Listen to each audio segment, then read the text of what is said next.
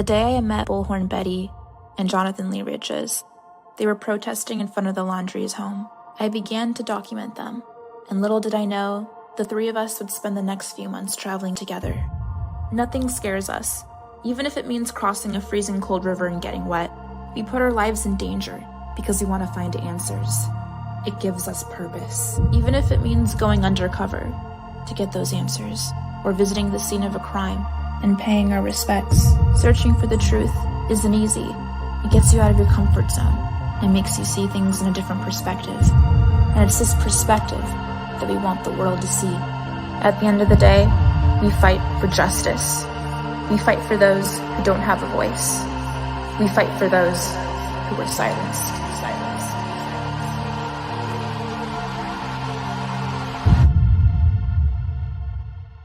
Our next case, we search for Paula Miranda. She was last seen swimming in this river. Here's our Paula's family. Found 2 footprints they believe belonged to her. She left her phone and keys in her car. Her sister tells us that's extremely unusual for her to do that. Stay tuned as we venture deep into Wekiwa Springs State Park to help find her. So as we're watching Dr. Phil and getting an insight on Summer Wells, we're paying close attention to every piece of words that are coming out of their mouth. We're paying attention to their body language. We're paying attention to every little detail. We're going back. We're fast forwarding forward. We're rewinding back. And so go ahead and shoot that. So Don Wells on here says the first thing he thought of when he realized his daughter was missing is that she was abducted. That was his very first thought. My question is with that, all that greenery, all that trees, all that whole vast land, your first inclination would be that she was abducted? Not that she was lost, not that she went out and played and fell asleep somewhere, in a tree, something. Your first thought was she was abducted. And he says that multiple times, that's his first thought, is that she was abducted. My question is that would have been my first thought, first and foremost. Secondly, why would that have been his first thought? Was he threatened by somebody that he owed maybe money to, that if he didn't pony up, something would happen to his family? If he didn't owe any money, why would that be his first thought? The wife, Candace, has failed and actually got up out of the interrogation with the human lie detectors. The 2 gentlemen that were there, reading body language and everything else like that, which was a little suspicious because, you're here to try to find answers for your daughter. And especially if you think she was abducted, your first thing would be, selflessness. You're not worried about yourself. You throw everything on the table to save your child. And somebody asks a tough question and you break down and get up and don't want to talk about it and take your microphone off. This is not conduct of people that had nothing to do or don't know anything. Secondly, it was apparent that Don Wells may have been at work during the time. So why is the wife half, Candace, so upset about stuff? To me, just this little bit I've previewed thus far, I believe she knows a hell of a lot more than she's saying she knows. I think Don now knows that she may have been involved, and that's why he's having some body language, eye blinking pattern issues. But if he was not there at the time she disappeared, I think the mom knows exactly what happened to Summer Wells. Good morning. Good morning. Good morning, my coffee club. How are you? Yes, Sherry Ann, that is my intro. When I talk, good morning to the Bullhorn Betty Coffee Club. Can you believe that my coffee cup is already almost empty? I have been working so hard this morning already. I've been up. I've already edited a video. It is, yesterday I went out and I organized. I was putting all my videos in folders and this, that, and the other. And I started coming across stuff that had not been seen, primarily with Gabby Petito, because everybody out there heard that we planted this water bottle, right? We planted the water bottle that the cops failed to pick up, right? So, not only was that water bottle confirmed to be Gabby Petito's, I went ahead and, put the videos up there. I think it was like 3 separate videos that I stuck up there. The final one with law enforcement, not only acknowledging that it's Gabby's bottle, but that the Denver FBI field office actually had the bottle. So for those that still think that we planted the bottle, I'm sorry, we just don't do that. We don't plant evidence. That is a crime. We would be in jail. So just thought I would start out with that. Sorry, coffee is getting low. I got to have a fill up. So for you guys, the only requirement for the coffee club is coffee, tea, cocoa. And now we have added sugary beverages. So everybody, get your beverage. Come enjoy your morning with me, or your evening, depending on what part of the world you are in. So we went out to search for Paola Miranda. As many of you know, that's what we went out to Osceola to do. And while we were out there, we touched 3 different cases. We decided to stop by where Trayvon Martin was gunned down by George Zimmerman. We also went by Anthony Tott's house. He's the gentleman that is on trial right now for massacring his entire family, including the family dog. And then we stopped by the Pulse nightclub to pay tribute to the victims of that terrorist attack. It was a terrorist attack in Orlando. Many people forget that wasn't just a shooting. It was legitimately flagged as a terrorist attack by the FBI. So, and then shortly after that, after coming home, we went over to Curtis Reeves' jury selection. His trial should be beginning tomorrow. They should be finalizing jury selection this morning or later this afternoon. I am considering going back there either Thursday or Friday. I would like to hear the opening arguments, which should happen tomorrow. So I'm very interested in that aspect of the case. I would love to go to Anthony Tott's hearing. It's going to be starting April 4th if there's no further delays. As many of you know, in these murder cases, there's legal maneuvering by defense attorneys. And for the example of Curtis Reeves, they've been able to legally maneuver for 8 years. And now the buck finally stops. So we are at that point with Curtis Reeves. I don't know what's going to go on with Anthony Tott. I'm pretty sure it's going to be hard for Anthony Tott not to get the death penalty or sentenced to life, because how can you not know that your entire family has been massacred when you've been living in the room with them for well over a week? Really just bizarre, disgusting stuff, right? So at any rate, I was editing videos today, and you wouldn't believe what I came across. I came across our very first trip to the Hill, our very first trip. And so I cut all the pieces. I didn't transition. I probably should have transitioned a little better with those cuts, but I did go ahead and save it. I am going to actually play it for you guys. This is when they were having a party. She's got a 5-year-old missing child. Kitty was there up on top of that mountain. Not one adult on top of that mountain was out searching for Summer. They were up there laughing and enjoying. We thought they were arguing because they were loud. And then we hear Benny laughing. And it was just like, how in the world can you have a missing 5-year-old child? You're up on a top of a mountain and you're laughing and enjoying your time. It was quite bizarre. Good morning, Susan. How are you?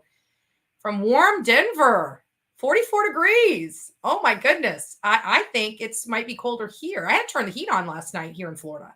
But again, here in Florida, I'm a Florida girl. So if it's not like 78 degrees, I'm cold.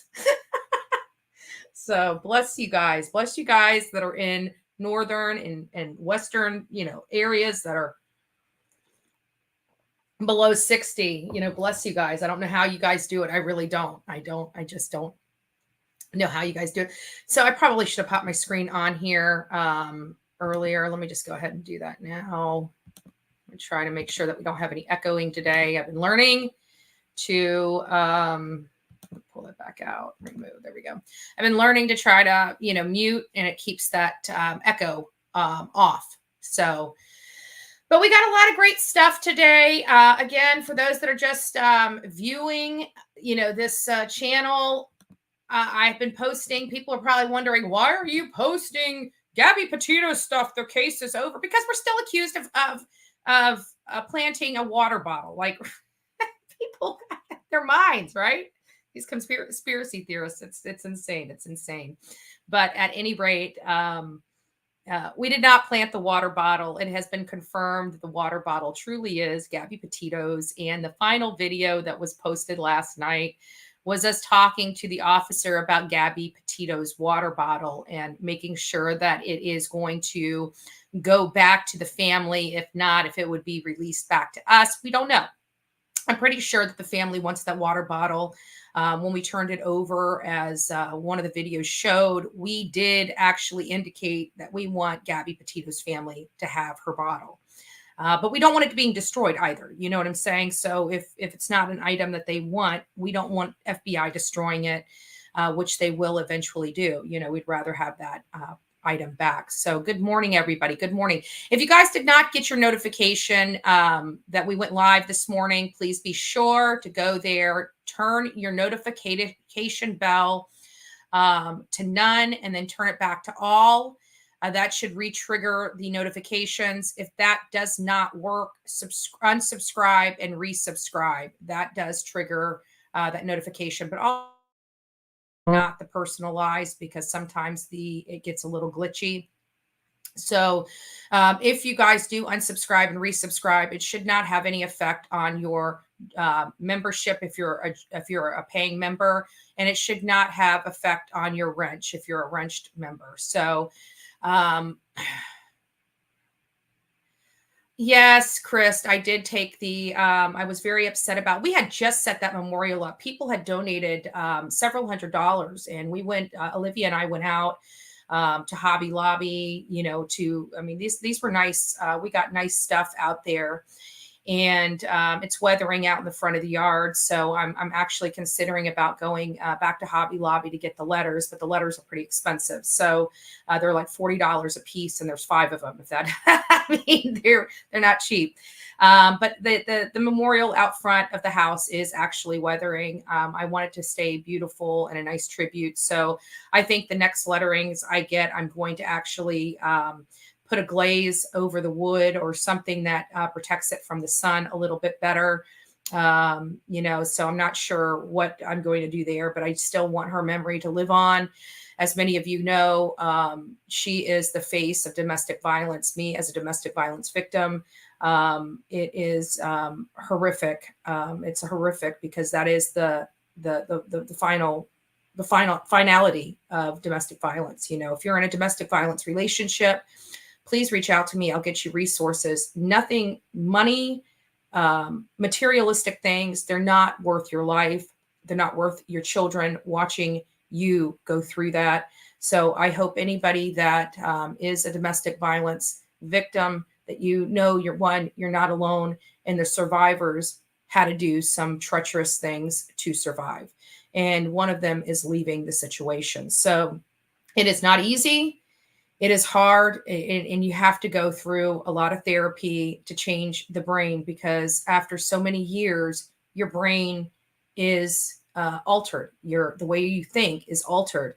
The abuse has an impact on your brain, and until you can fix that, it's hard to realize your worth and realize that you have value and that you're more valuable than that situation. So for those that are suffering today with domestic violence, I'd like to just say you're not alone, and I will help you if you reach out. I will find resources for you, but be prepared to leave the situation and leave the situation permanently. You cannot look back. You've got to look forward. So, yes, those were my pumpkin orange pants. I wanted to make sure everybody saw me. I was a pumpkin.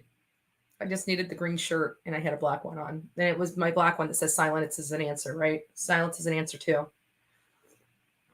I don't know what I'm going to do if that shirt ever destroys, because that is one of my favorite shirts that I go out in for just about everything I do and what have you. So at any rate, good morning, everyone. Is everyone coffeeed up? Do you guys have your cup and your coffee, tea, cocoa, or sugary caffeinated beverage? It has to be a caffeinated beverage. So if you guys are not drinking caffeine, get out of here. No, I'm just joking. This is the Bullhorn, the official Bullhorn Betty Coffee Club mug. I hope each and every one of you guys get it. If you guys drink like a Pepsi in the morning or whatnot, get the, we have a tumbler. We have a tumbler. You can drink out of it. You can be part of the coffee club in your own tumbler. They do get, Robin, they do get most violent when you leave. You're right. They get, well, no, they get, I'll never do it again. They get to the point where I'll never do it again. And when they realize that you are really, truly done, then they get violent. But that's why you need to have the resources. That's why you need to have a plan. You need to make sure everybody knows where you are. You have to have a safe person, right? Somebody or people, you know, not just one person, but several people that know exactly where you are at all times. When you're first breaking that cycle, you have to have a team. Your team can be your family. Your team could be professionals, but they have to know where you are at all times. You have to have constant check-ins. You have to, there's a lot that goes into freeing yourself from this and making sure that not only are you freeing yourself from this, but that you are truly protected. That you are truly protected. So we do have systems in place to help people that are in domestic violence situations. As many of you know, I've been doing this for many years, long before I ever came on YouTube and long before I ever came on TikTok. I have been helping women of domestic violence for years. So just wanted to make sure I throw that out there. If anybody is suffering, you know, organizing these videos really helped me yesterday, right? It showed me how much good, you know, with all this hate that's out there, it really showed me how much good that, you know, myself as well as our team has been able to do, you know, over few short months, right? We've covered a lot of cases. We really have. And, you know, I keep looking and I'm like, we provided evidence in a lot of these cases, legitimate evidence. Of course, you know, haters are going to say, oh, no, they didn't. They planted it, right? That's what their go-to is, right? It's not true. Believe what you want to believe. I'm not going to, you know, if you're that foolish to think that we plant evidence and we're still sitting here, then, you know, there's a special kind of stupid for people like that. I mean, seriously, the FBI, are you kidding me? If we planted evidence, do you honestly believe that I'd be sitting here right now? I'd be facing a judge. People in their minds, anything to get money, right? Anything to get money. Whatever. So at any rate, many of you guys know that we are doing good work. We're covering a lot of cases. Somebody was saying, what about summer? What about summer? Well, listen, guys, what outside of keep constantly bringing awareness, and, you know, we're going to continue showing videos, you know, showing the work that we did, because there's a lot of stuff that you guys have never even seen. A lot of stuff that nobody's even saw, you know? So we're going to continue to roll out, even with the Gabby Petito, Kylen Schulte. We've got so much footage. Summer Wells, Kathleen Moore. We got so much footage. Well, Kathleen Moore, I kind of threw everything. I just merged everything together and threw it out into one 1 hour video. But, you know, some people don't watch the entire video. So I'm going to end up going back and cutting some of that stuff up. That was, I think, the closest that we came to, you know, ending a case. We could have ended it on Saturday. Had I had that waiting gear during Kathleen Moore, that case would have been closed on Saturday. We would have found her. We would have found her. We would have been back there. We would have been able to get through the swamp. The officers told me that there was a lot of water moccasins out there and stuff like that. But as many of you know, we put our lives in danger every time we go out on these cases. And the chances of us, you know, stumbling across a poisonous snake are great. Even with Paola and Miranda, you know, we were out there in that swamp. In the bushes, you know, where the breeding grounds for rattlesnakes are, you know, and other poisonous snakes. And don't think that there's not water moccasins out there. There's water moccasins anywhere in Florida that's near water. So the ex showed up the night before Valentine's Day. She called the police. Hold on, let me get back up here, Jennifer. I'm reading this. Oh, I'm on the wrong side of the screen. I got two screens up.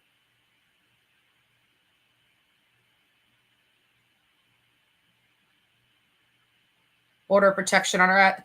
Those order protections, I tell you, you know, formality, illegality. Clearly, they don't stop people from breaking them, but it makes the impact of the case a lot greater if you have an order of protection when somebody violates it. It's an easy, you go to jail type of scenario. But Jen is saying the ex showed up the night before Valentine's Day. She called the police saying he was in danger, she was in danger. Police came, made him leave. He came back the next Monday and killed her. She contacted law enforcement many times. It is very sad.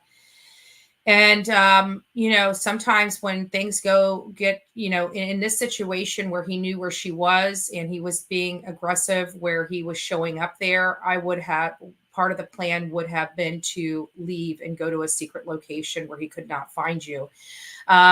You know, these are, and you're right. This happens all the time, Jen. It literally happens all the time. But, you know, people that have lived domestic violence and know what you have to do, you know, that's why you can't go it alone, right? You have to go it with people that know what they're doing. You have to have resources at your disposal, because had anybody that I had referred her to heard this, they would have told her to leave. They would have given her a safe house.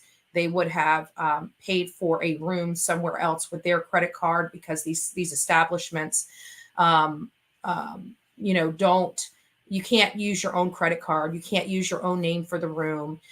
In some cases, there are actual hotels that allow you to use anonymous names if you have an order of protection, so nobody can find you. So, but the key is you've got to watch your credit card use when you're leaving a significant other that is abusive. Credit cards leave a lot of traces. So it's very, very important that you get your hands on some cash if you can. If you can't, you need to utilize resources, you know, programs and nonprofits to help fund you leaving the abuser. So.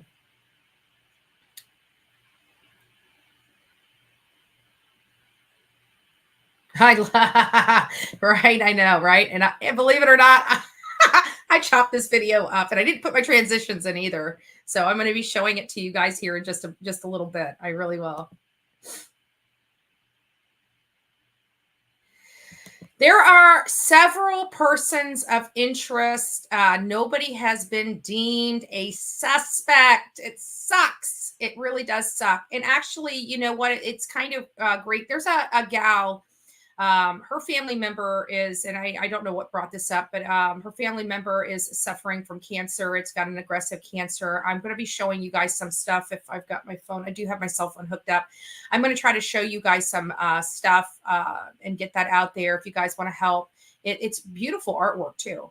If anybody is feeling like purchasing some unique artwork, it is going to a good cause. We will preview that later in this segment, or at the end of the show, rather. So I'd like to just bring that. And it was a connection that we had made out in Moab, Utah. So I do want to make sure that, and I was supposed to do it like literally weeks ago, but with everything going on, it's been very difficult. And I forgot about it until you just brought up Kylen and Crystal's case. So there are several key suspects or persons of interest, right? We have to call them persons of interest because they don't become suspects until law enforcement deems them suspects.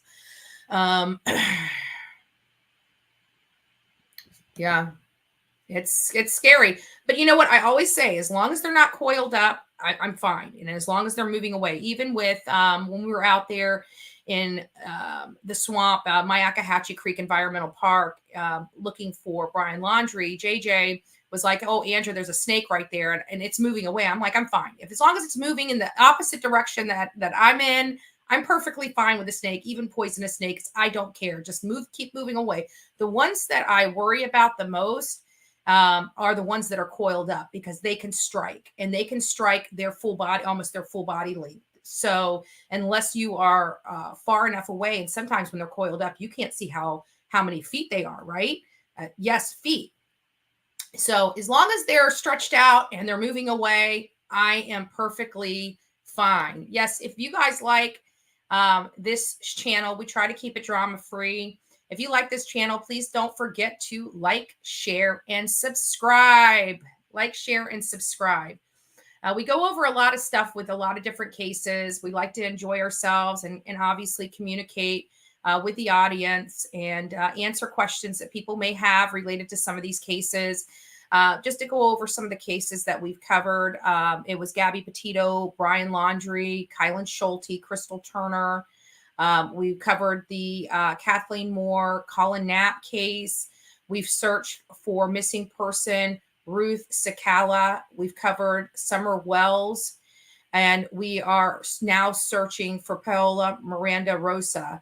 So, there's more cases that are coming in. Many of you know I've been covering or just started covering. Let me see if I can get back there.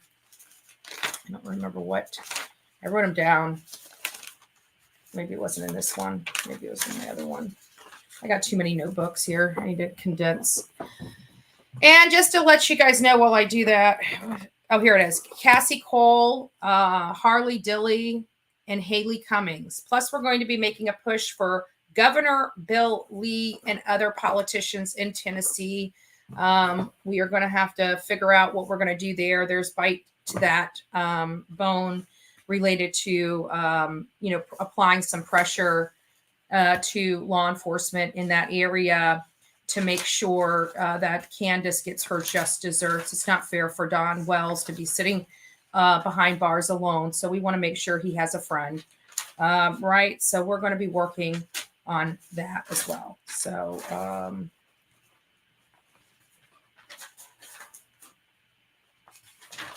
okay, there we go. So we'll be going through, we'll go through a few more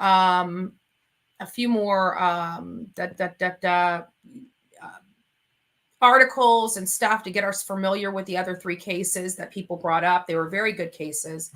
So, fake FBI. CBI is the fake FBI.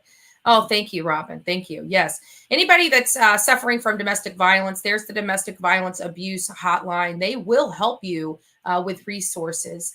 You're not alone, folks. You are not alone. Those that are suffering from domestic violence, I promise you, no matter what you are going through, somebody else has experienced it. Your case is not unique. And people do have resources and information to help you.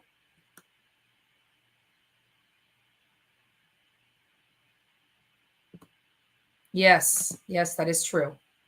Fred is absolutely right. A lot of people don't realize that those baby snakes actually are more deadly in some cases than a large full-grown snake or a much older snake. So thank you, Fred. I like my glasses too. I wear glasses when I'm on the computer a lot because I get headaches. It has actually a film on it to help with it filters out some of the light from the computer. I do get headaches when I'm on the computer entirely too long. And lately I have been. So, especially with all the editing I have been doing. And I'm going to be releasing a new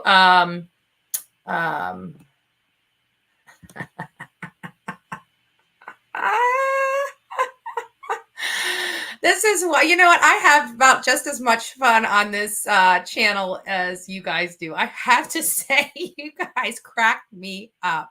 You cracked me up. Peas in a pod. Birds of a feather, right? Birds of a feather.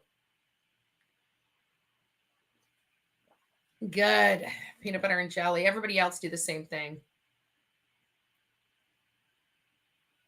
Oh, that's great. Thank you so much. Thank you so much.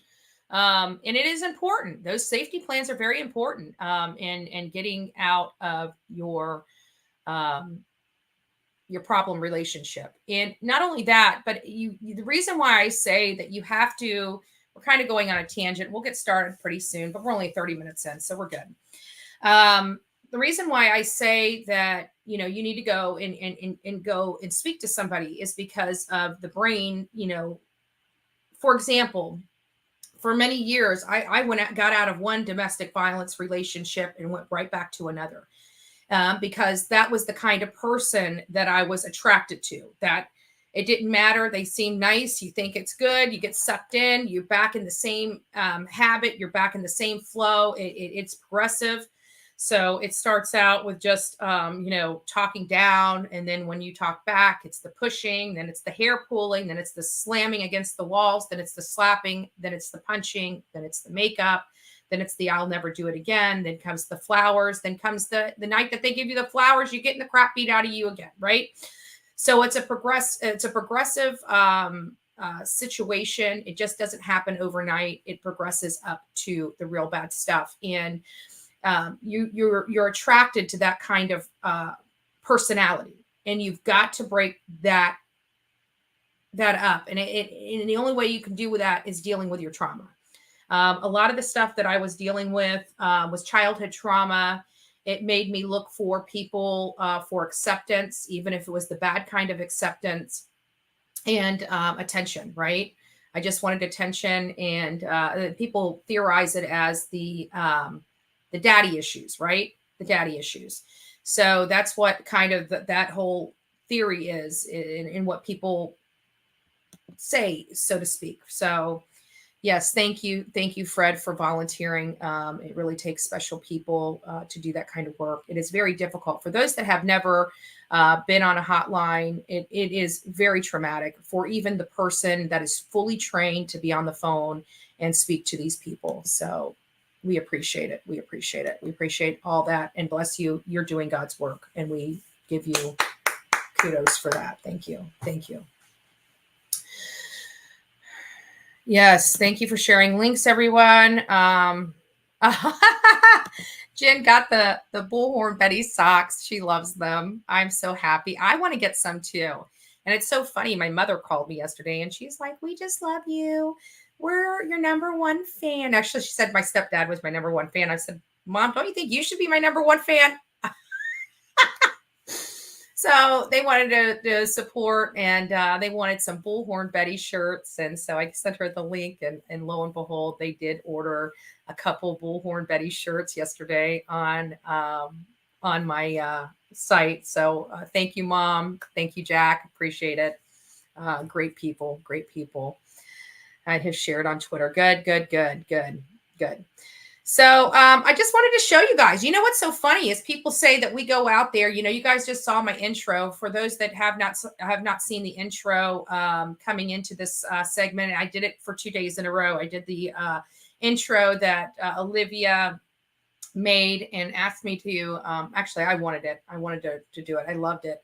Where shows us going out to all of our cases, which was really cool. She was really clever with that, and it dovetailed right into our new case of Paola Miranda. And then I showed the initial, before we ever even went out to Tennessee, right? We did a lot of due diligence, and many of you guys know, if you guys watched us and Kylen Schulte and Crystal Turner, we did huge due diligence, fact finding here. And then once we get on, on the ground in the location, we do a major fact finding mission in the location to get actual statements and firsthand knowledge type people. When we're out there, do we get speculation and people's opinion? Of course we do. Of course we do. It comes with the territory, but we have to determine what is, and it's very easy. People that have firsthand knowledge are the people that we want to hear from. People with firsthand knowledge, been in and around the situation, have visually seen a certain type of conduct, visually seen this stuff. That's firsthand knowledge and can be admissible in a court of law. So that's who we're seeking when we go out to these cases. But at any rate, we watched a lot of videos. Obviously Don Wells was he was on everything, right? He was on everything, and he was always drunk and just running his gator and said a lot of stuff, on different YouTube channels and whatnot. So we were watching those. We watched the entire Dr. Phil segment, Candace feeling interrogated and getting up. And I mean, when you're dealing with a missing child, your first thought needs to be, you're going to be interrogated. There is no way around being interrogated. And any person that wants to know any information, especially when you're going on Dr. Phil for the human lie detector, you're going to feel interrogated. Like, for her to get up and basically say, screw Summer, this is about me, and I feel like I'm being interrogated, was sickening in and of itself. So it has a lot of telltale signs that she had some hand in it. Just her body language, the way she was acting, there's no way around it. She has something to do with the disappearance of Summer Wells. And every bit of her actions from the time she disappeared to today have not changed my mind or swayed my mind in any way. And actually, when we went out there and did interviews with people that were in and around the Wells at the time, either previously before Summer went missing or shortly after Summer went missing, they paint a very distinct picture of what may have happened. And what makes me say, when you watch this video, you will realize we're going through a lot of possibilities. This is before us even going to the water hole. This was before us interviewing Allie, her mother, and her grandmother.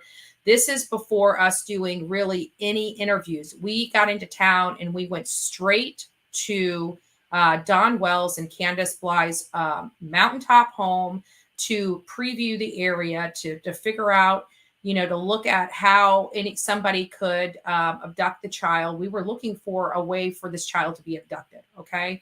That was the allegations. We were going out there to prove or disprove that theory. Okay. Despite our opinions of the case prior to going out there. That's why we went straight to their house. Now, granted, we didn't step on the property. You can see us. We're clearly across the street. We didn't step. I personally had never stepped on Don Wells or Candace Bly's property line, even the public easement. I never stepped on or over.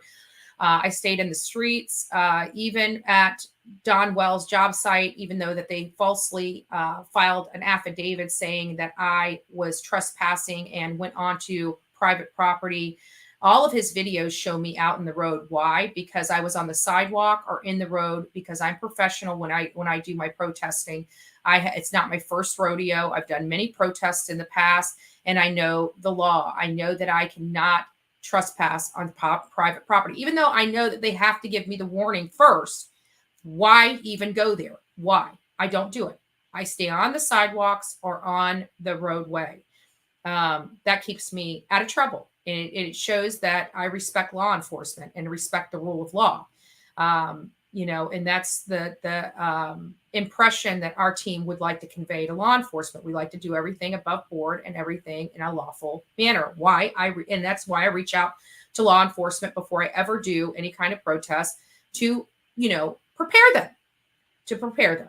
And it's been very successful by showing that respect. I work better with law enforcement. And if they don't like where we're standing or what we're doing, they make alternative suggestions that we take into consideration when we're doing these type of things. You know what I'm saying? And quite frankly, in all fairness, law enforcement knows why we're there and why we're wanting to protest. And they actually sometimes come up with better suggestions on positioning us for the most impact, right? So it does actually help for us working with law enforcement. It really does. It does help us, partnering with law enforcement on these protests. It keeps everybody safe. It keeps everybody respected. It shows our respect for law enforcement, which we back the blue, many of you know. Do I get, a little upset because law enforcement makes mistakes? I think everybody does. But at the end of the day, they're human. And they're going to make mistakes. They're just going to make mistakes. So, but in all fairness, when they make mistakes, we call them out. We call them out, and it's kind of a, it's a working relationship. But I don't hate law enforcement. I think law enforcement is beneficial. I think the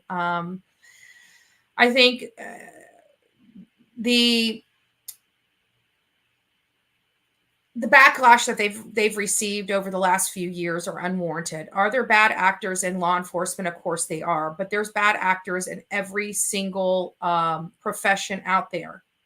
Does that define the rest of them? Of course not. There are some really good law enforcement officers, and it's sad because you hear about law enforcement be sitting in their car taking a break and getting blasted. And it's sad because those are probably some of the best law enforcement officers, right? It's never the bad officers that get blasted. It's the ones that are really dedicated to their job and really try to help the community. So it's sad. It's sad. It's sad. Yeah.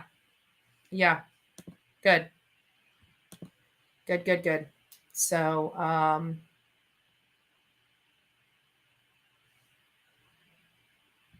that's sad. Well, bless you, dear. Bless you, dear. I hope you've broke the cycle. It's all about breaking the cycle. We can't change, the life that we had. We can't change who our parents are. We can't change those things. But what we can change is what we do, right? And for me, it took me a long time to realize that I had power over myself, right? I had power. I was worth something. I had value, and I had the power to change my life. That just because my life was going in one direction, I could literally wake up the next morning and turn the buggy around and start going in a completely opposite direction. And that was very liberating for me. And I have turned that bus around, and I have kept going ever since. So there is life after death. Okay. Because I felt like I died.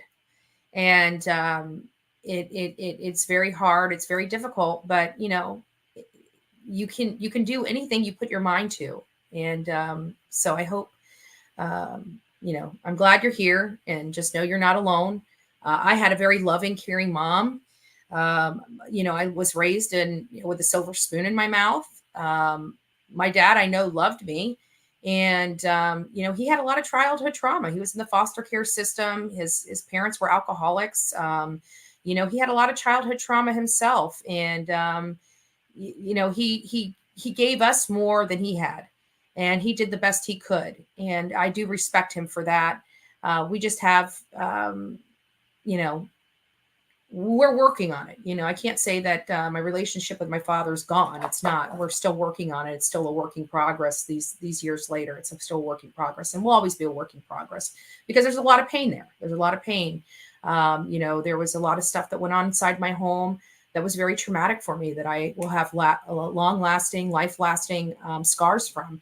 And I forgive him. And, he was not the person that sexually assaulted me at a young age. It was my grandfather. And, my parents never even knew about it.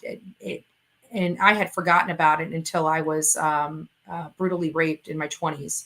And while I was sitting, I had a dream, and all that stuff that happened at my younger years just poured back out, and I didn't know how to handle it, and it really got ugly from there. So, but at any rate, that's just some of my life story, and you just have to, and I stuffed it down for many years, and it caused horrible things to happen in my life.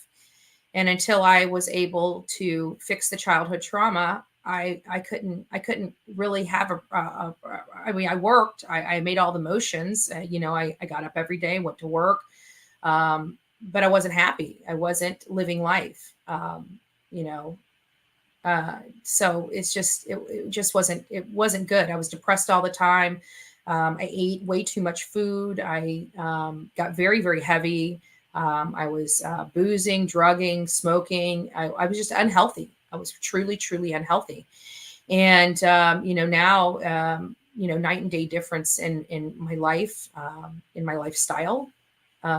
So there is truly life after death. So just keep working. For those that are struggling today, we pray for you here on the Bullhorn Betty channel. We do pray for you, and we want to try to help as much as we can. So anyways, getting on, as many of you guys know, I've been going through cataloging all of my videos, and I got a video, our very first video of when we went to the Wells home. And you can hear, like, now we have an idea of exactly what happened. Like, hindsight's 2020, but you could hear us talking about the possibilities of what happened to Summer Wells. Not one time did we ever think she drowned at the waterhole. Not one time. So for the people that don't think that we actually do investigative work and that we don't, you should hear some of the stuff. So I want to show you guys this. So after we finally, this is the very first day. We came in the night before. It was our very first trip to Rogersville. We get up the next morning, and the first place we go is the Wells property to preview, to get the lay of the land. Well, we didn't go out there first. We went and did all of our due diligence. The county records, pulling this stuff to see what we were working with, right? We went and did all of our due diligence. I guess I still have them because I still preview them quite often. And long story short, but this was our actual first visit to the Wells property. So I'm going to go ahead and try to get it pulled up. Give me just a few moments.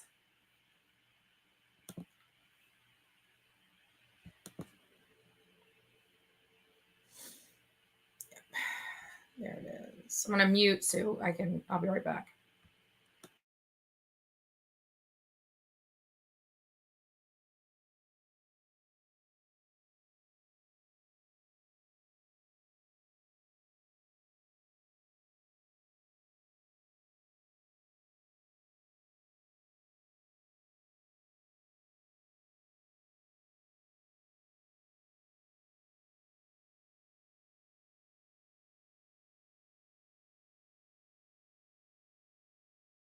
So we're here in front of Don Wells's home on top of a hill.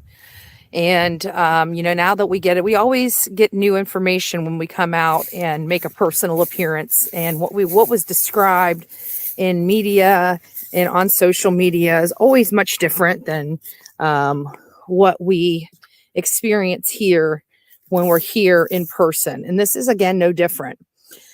As we are here, their house is on top of a mountain. And as we know, Mom was not, she admitted to law enforcement that she was not watching the children at the time Summer Wells disappeared. We stayed on public property, and we have reviewed the area, and we saw, kids' equipment kind of tumbled down the mountain. And bikes, girls, little scooters, and not manual scooters, ones just with wheels on it, not with engines or anything like that, or battery operated. And they were turned over when I got footage of that. There's no way that somebody is going to come off this road, climb up a mountain through all the leaves and sticks and everything like that makes a whole bunch of noise when you're trying to sneak on somebody's property. Go up there, past dogs, past 3 boys, past Mom, past Grandma, and search and know exactly where a 5-year-old girl is in this property. There's just the idea that this story makes any sense is ludicrous. And then snatch the child, go back through the boys, go back through the dogs, go back down the hills through all the crunchy branches and leaves, and pack the child up in a vehicle and take off. There is literally no possibility. None. The idea that this child was abducted, now that I have seen this property, is a farce. What I can tell you is maybe Candace didn't injure the child, but something happened. The child was unattended, may have came out of the house, may have been playing on their trike or their bike or the little push thing and pushed herself right off the mountain. Fell, hurt herself. You know, we did hear that there was a scream earlier in the day. Maybe when mom realized that she hadn't seen the kids in a while, decided to go and check on them, realized that Candace was deceased. Yes, I did say Candace. I meant Summer for those that noticed that. Yes, I did make a fumble when I was talking. And freaked out and did something with her body because she wasn't watching her child. She wasn't making sure her child was safe. And then we can go to the opposite end of the spectrum where she injured her child and the child met their demise that way. At the end of the day, you know, when I came out here, I had this opinion that Candace was key. Being out here in person only solidifies the fact that I truly believe Candace is key in this whole entire thing. This is up a mountain, a very steep mountain, through a creek, through all these crunchy, listen. At the time it was summer though, but still. Look at all the branches. Are you going to say that you're going to get across all this without making a noise, a sound? Then you have dogs to boot. You got 3 kids. You don't know where Summer is actually located in the home. You know, it's not surprising. It's not surprising. That home is on the mountain there on the top of a hill. The Wells have a history of domestic violence. The Wells' son, child molestation charges. He has a bunch of criminal charges from Utah. The mother, you know, had their children taken away from a prior relationship up in Wisconsin. It's bad. These people are bad news. Abandonment. My theory is they came home that day. You see how, you know, steep that mountain is. Look on the mountain there. You can see a bunch of children's toys and stuff like that. Maybe she fell down. Maybe she was left unattended and she just stumbled there and tripped and then boom, boom, boom, boom, boom, boom. They panicked, put her somewhere. That's my theory. My theory is a little different after speaking to the neighbors. So what had happened, she said that these people are violent. They're crazy. Because I asked her that specific, I laid that specific scenario down for her, and she does not believe it. She said the neighbor called bullshit on that theory that she fell, and she said that they would have found her body by now. And I said, well, maybe Candace got scared and did something with it. And she goes, absolutely not. So she believes that these people, because she hears everything that goes on from this house, she said sound carries. And she believes that Summer Wells was harmed by somebody that was home at the time. And that's why they haven't found Summer Wells' body and why things are going on the way they are. So there are 2, at the end of the day, we always say, when we run a case that we always seem to come back to a certain area. We're coming back straight to this house. We're not going anywhere else as to where she could possibly have been injured. So we just heard screaming coming from John Wells' house. Right up there. It was like arguing. If we can hear that from down here.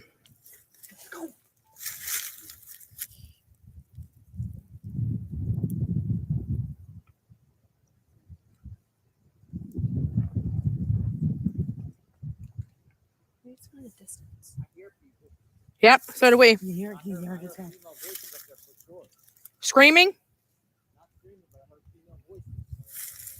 We heard arguing. Multiple times the last minute. That's why I was trying to correct you. I heard a guy just went by on a tractor. He pulled up on that road. He waved to me. I asked him, have you seen Summer Wells? He said, nah, dude. And then he turned on the Ben Hill and went up that way in his tractor. Oh, I thought he told you to. Everybody we're encountering is cool. I think the lady was cool with me, telling me whoever not to record the house, whatever. She just didn't want nobody recording her house. But I heard voices up there. We did too. Yeah, we did too. I heard it was like, what?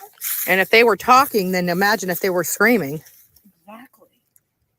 It sounds like they were raising their voices. Don Wells could be very receptive to us. If he sees us, he might come out and talk to us. So we can't assume that, us. I mean, again, I can hear faint things. I can hear maybe some music or something, and Laughing. there you go.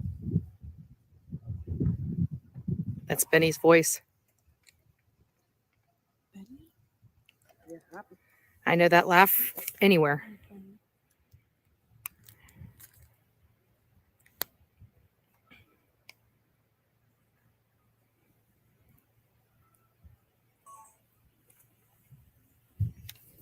So Don Wells has a convicted felon in his house while he's trying to get his children back.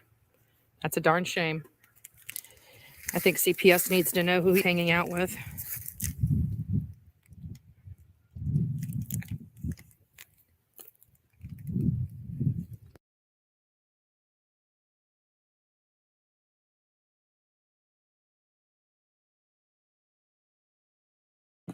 And there you have it, folks. That was the first trip up there. That was the one where Kitty made a complete fool of himself up there on the mountain. For many of you guys, let's see if I can find that skit.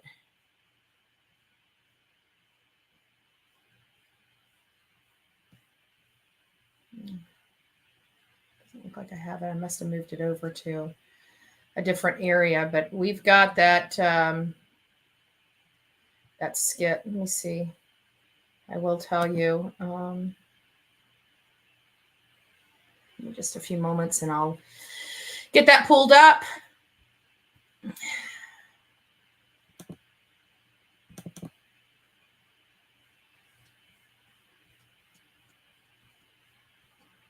A lot of stuff.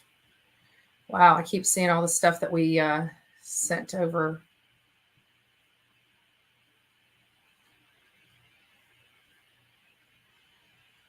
Oh, I don't have that from him. But we do have a lot of stuff that, I still have all the incident reports here. Wow, I got a lot.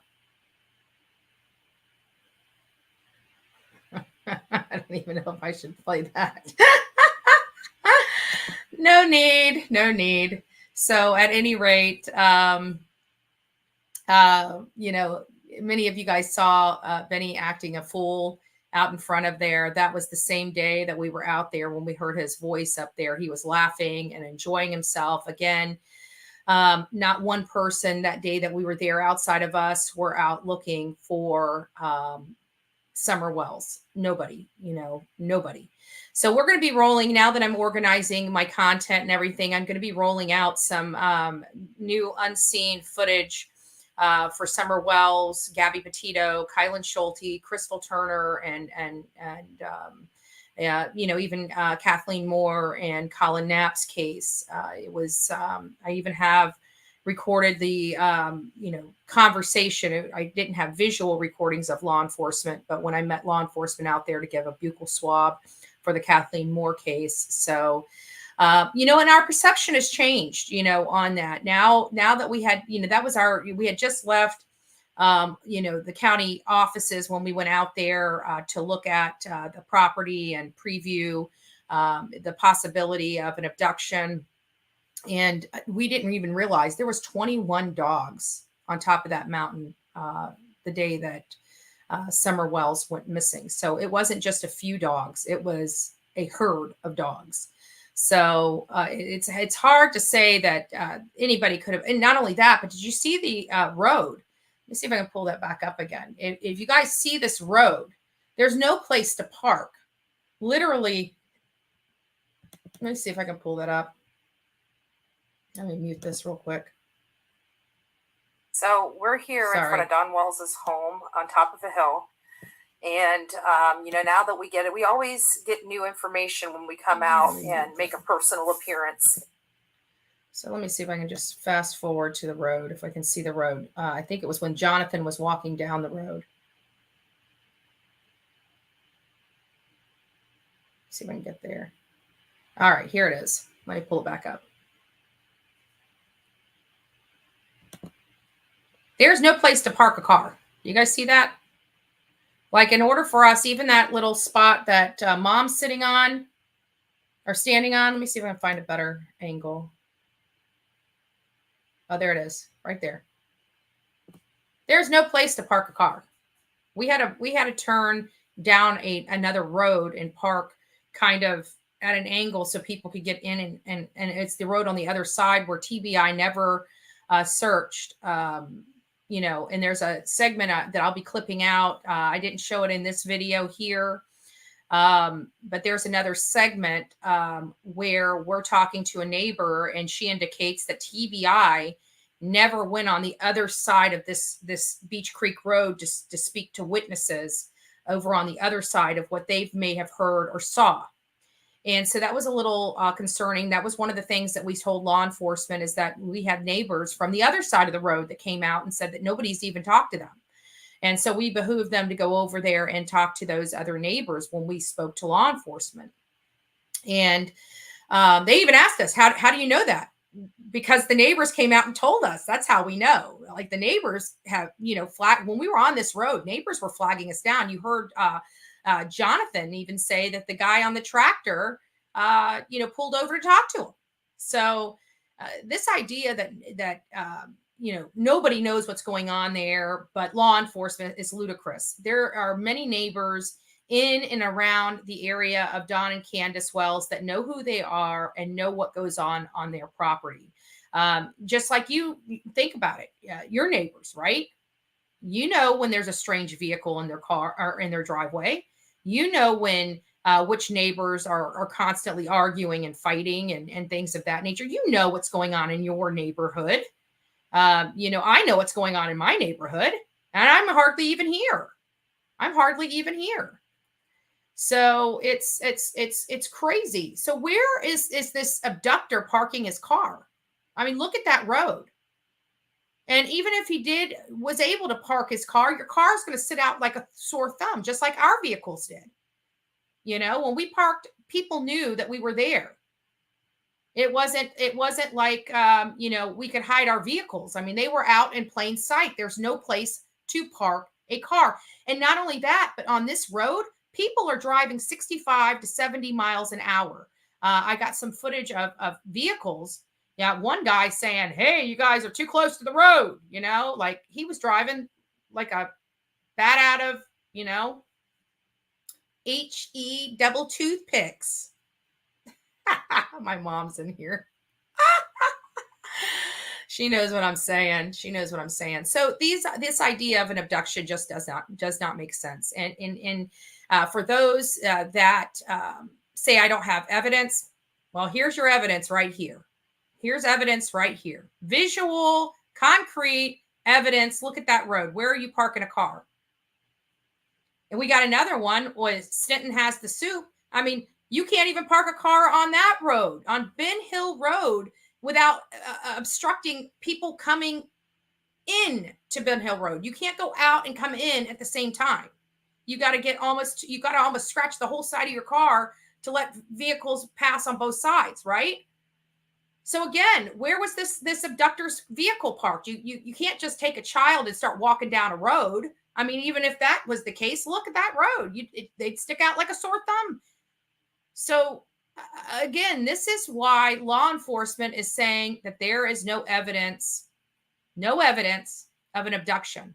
Furthermore, people out there have cameras. You know, Don and Candace didn't have cameras, but there are people out there that have trail cameras on their homes, that have, you know, hardwired cameras on their home. So you would think that if there was an abductor, you'd see a vehicle passing, right? You'd see these vehicles.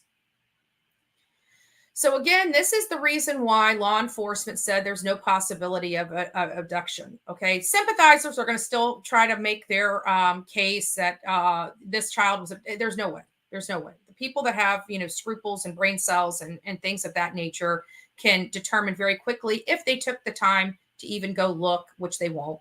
So we did that work for the audience here. Look at that. That is Beach Creek Road. Where are you parking a vehicle? Where are you parking a vehicle? I'd like to know. Let me just, for those sympathizers that are in here, let's just go ahead and blow that up for you so you can see. So you can see. Let's see if I can blow that up even more. Won't let me do that. So there you go. There you go. None. No way. Now you know why law enforcement is saying that, right? People that don't say that there's no evidence, that photo right there is evidence. This video, again, is evidence. Where's the evidence? You're looking right at it. No possibility of an abduction.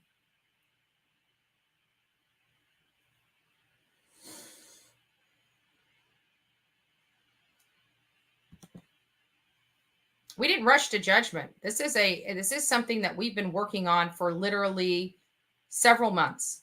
There is no rush to judgment. There's no rush to judgment whatsoever. We did more. I will tell you that we've done more to try to go out there and bring the truth to the public than a lot of other people have. So there is no rush to judgment here. We go out there, we've talked to the people. How many other people have taken the time to go out there and be face to face with him? Chris McDonough. He did. He did. We did. The last trip we made, I mean, Ziggy and Laura came out. You know, they at least went out there. Justice for All actually went out there. He looked at it. You know, some people finally did come out and look, and I guarantee Stanton Has the Soup came out there. And I tell you, once you get in front of this home and you look at it with your own eyes, like even the video I showed, you cannot tell how steep that mountain is, even from the video, even standing across the road videotaping it. You can't, it's still incomprehensible until you physically go out there and look at it with your own two eyes. You have no clue how steep that mountain is, how much rough terrain it is. How in the world would somebody be able to walk up that mountain? They say there's dog trails. Believe it or not, who would have known about them? Don Wells and Candace Bly never even knew about them. They didn't even know about them until they needed an excuse to find out what happened to their daughter, right?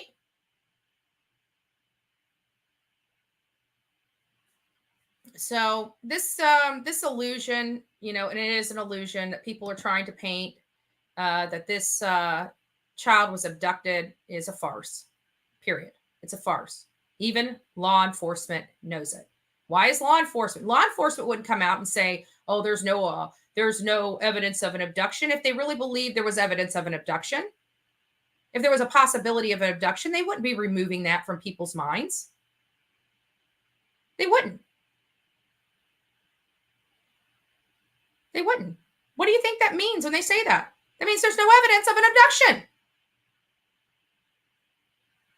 Then they come off and say that they're looking into foul play and the real possibility that she wandered off, right? Why did they say they're looking at it as her wandering off and the real possibility of foul play? You've got to be, they're very critique. They have some of the best people to explain things. You've got to understand how law enforcement speaks, first and foremost.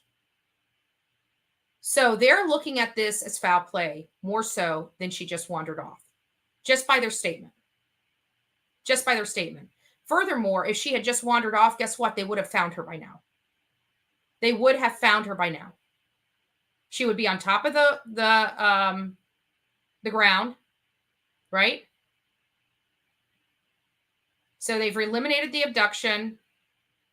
They would have found her. I mean, even that other kid, there was another boy that disappeared in and around the Tennessee area in a same environment as this. And guess what? They found that boy within 48 hours. Why? Because he truly wandered off. And they were able to truly find him. Summer did not wander off. If she wanted to wander off, she would have done it a long time ago, right? Her mom was not a good mother. Her mom did not watch her like normal parents should be watching their child.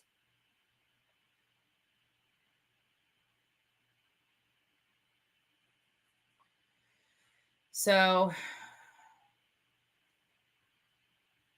I believe so. I believe so.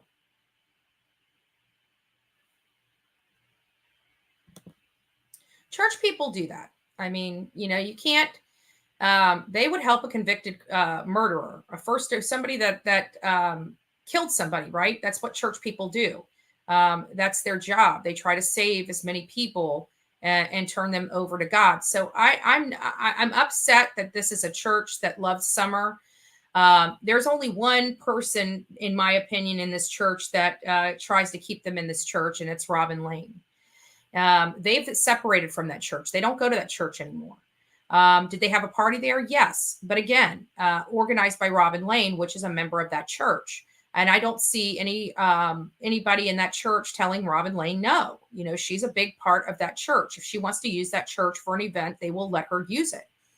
Does that mean that everybody in that church believes Don and Candace? I mean, shoot, we see that picture of Candace asleep in a pew. Clearly, she doesn't care about God. She doesn't care about getting the message, right?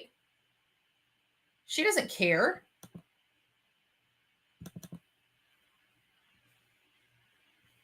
Let's find it. I'll find it. I've got it here somewhere.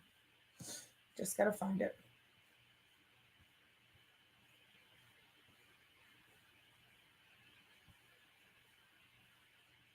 Where is she? There she is.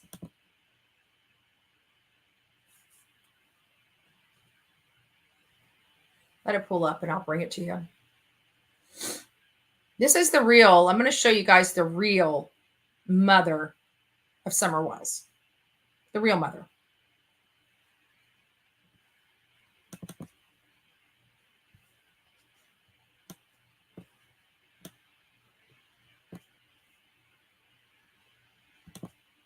That's the real mother of Summer Wells, right there.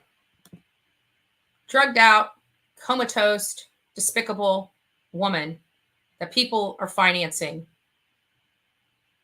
for her daughter getting gone, as Don said in his very first interview. There she is. There's Summer Wells' mother. You guys honestly think that she was watching that baby? That baby was probably the most mature 5-year-old, probably had to take care of herself, cook her own food, get dressed, bathe herself, you know, unless Don was showering with her with all the other boys with all those male boy parts in her face. There she is. That is the person these sympathizers are supporting. That's the person right there. Way to go, guys. Way to go.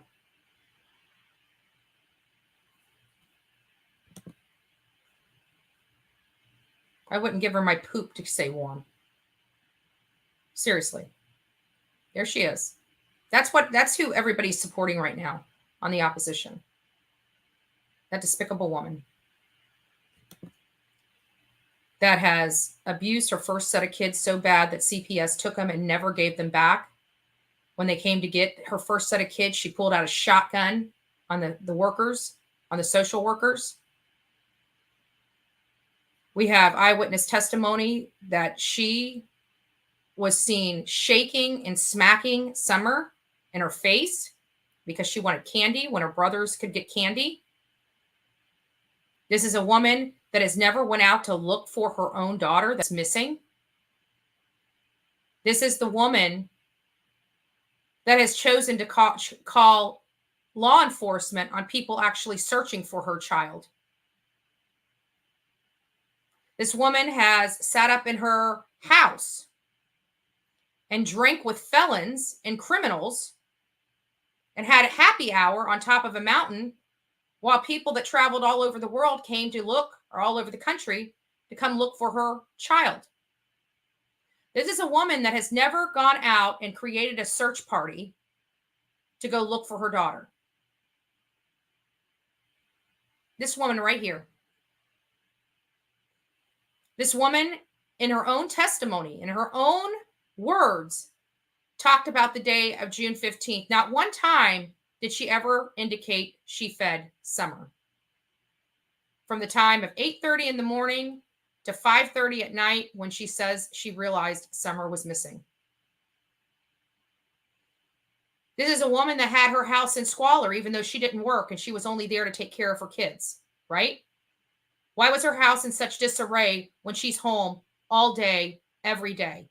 She should have had the cleanest, prettiest, manicured home on that mountain.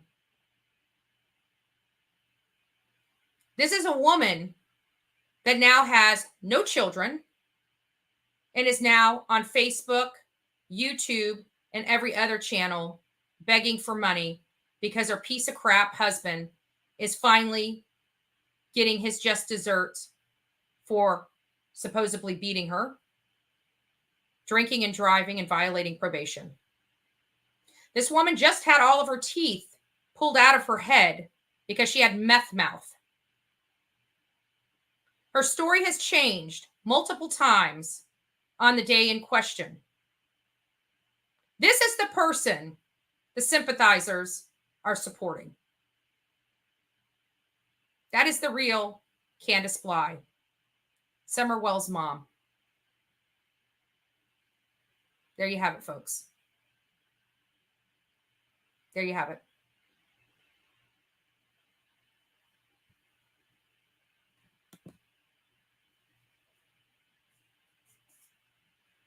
So if you guys ask me, do I think Summer's ever coming home? No, I don't. I think Don was correct in his interview with me, the very first phone call I had with him in the hotel room, where he's talking about the atrocities in North Korea. And I have to stop him and say, I'm not worried about the atrocities in North Korea. I'm trying to unite you with your daughter. And he tells me that's never going to happen. How would he know? Because he knows where she's at. And this despicable woman is responsible. Her negligence resulted in the demise of Summer Wells.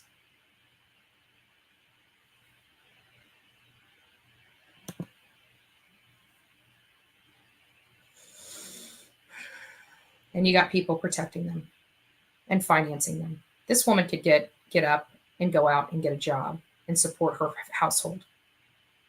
You know, a real woman would get up, go out, get a job, and support their household.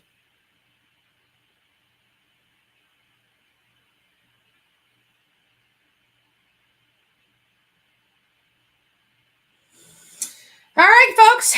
Well, you know, what do we do? Right? The good news is Don Wells is in jail. He's in jail for the next 6 months. If you guys follow Jonathan Lee Riches, aka JLR, he posted out a video yesterday on his page. If you haven't seen it, I recommend you going over there and watching it. And his stance was, do we think Don Wells is going to get out of jail? He doesn't believe so.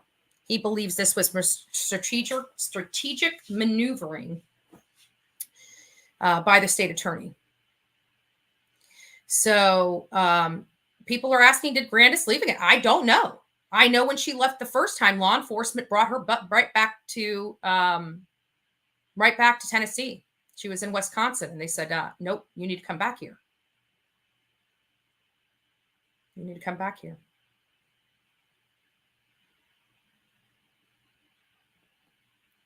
So, I don't know. So now comes on to the brainstorm. I know we went tried to discuss, the brainstorming yesterday of what we as a team can do, because you guys are part of the team. You guys are part of this team. We couldn't do this without each and every one of you. And so it makes me wonder what's going on. What can we do? What can we do to help push law enforcement to start charging these people with crimes unrelated to Summer that they can start charging them with today? They've got evidence in their possession, custody, and control that outlines, neglect, child endangerment, child abuse, child neglect, contributing to the delinquency of a minor that's not even their child. They have all those calls that were up on that mountain. Where parents they have at least two that we were able to acquire, where parents had to call and have their children removed from the top of that mountain because they were serving alcohol to them.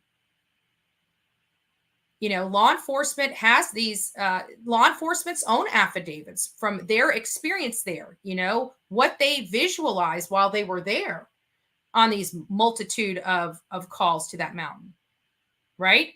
Their own officers' testimony and reports of the disarray and deplorable conditions those children were living in that house is evidence to arrest them for the child endangerment, child neglect, and child abuse charges.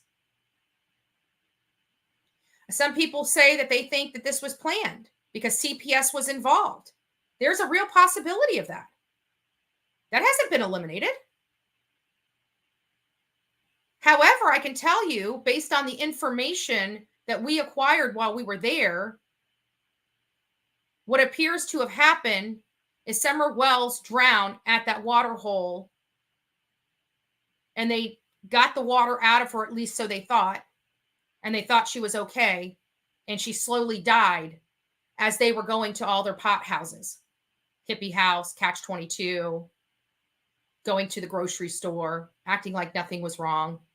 I mean, there's a reason why when you think about it, when you go fishing, you're not thinking you're going fishing for 20 or 30 minutes, right? That's what they said to Allie, that they were going fishing. They weren't going fishing. God knows what they were doing at that water hole, that secluded water hole. But I can guarantee it wasn't fishing. I guarantee they never intended to fish there. So my question is, why would you go to someplace you were supposed to fish or even go into the water? Why would it only be a 20 or 30-minute venture out when you had to drive 45 minutes to get there? Doesn't make sense. Something happened that made them leave that water hole early.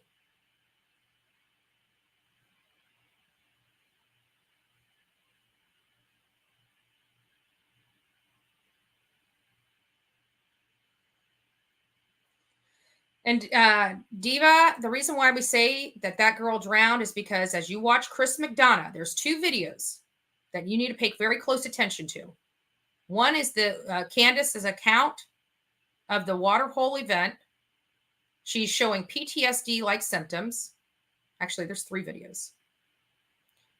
The other one, actually, it is 2 videos. The other one is Chris McDonough's interview with Hunter. Even though Hunter, distances himself, you can hear him try to distance himself from the truth, but he does explain in detail a drowning. Go back and listen. The uncut version. The uncut version, absolutely, without a doubt, describes a drowning. And then the third video was our video of Allie, her mother, and her grandmother, which would have been Hunter's mom, grandmother, and great-grandmother, all describing Hunter has never been the same since that day. Since that day, he's had behavioral issues. He's had lack of sleeping. almost insomnia. That shows a traumatic event happened. Okay? So these things going together identifies that something happened at that water hole. Later that day, Summer disappeared. Candace has PTSD-like symptoms. Hunter has PTSD-like symptoms.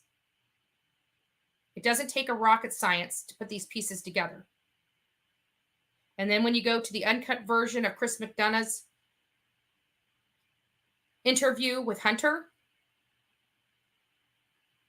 he tries to say, oh, it's only 10 or 15 seconds she was underwater.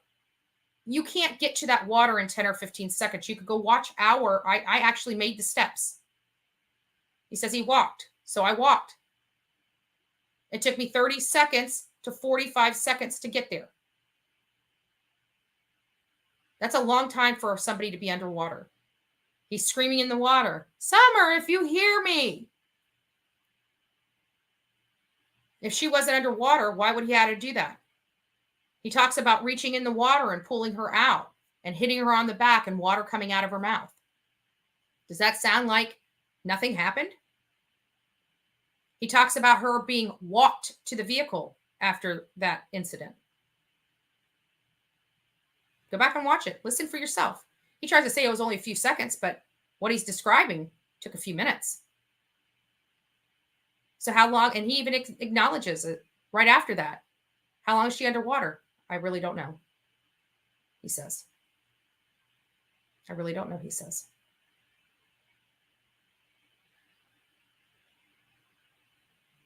So the video that I showed you earlier and what I'm explaining now, that earlier video was when we were just kind of brainstorming at what could have happened. This was before we started interviewing people. You know, we started formulating theories, and now we had to, how you do these things is you come up with all these possibilities, even with Paola Miranda Rosa, right?